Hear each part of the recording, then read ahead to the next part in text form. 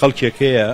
کە خۆی لە بەغدا فەشەلی هێناوە لەسەر گەندەڵی دەرکراوە دەمەوەش باز بکەم مینبەرەکانی هەندێک میدیای کوردی بەکارێنێ لەوێ قساکە شەرعێت بە قرارەکانی تایفەدا ئەو شکستەی بەشێک لێرە هەیە لە حکومڕانی لە ئیدارەکان ئەوانن کە لێرە بوونە 15 ساڵ خەریکی گەندەڵی و گیرفانپڕکردن بوونە ئێستا دێن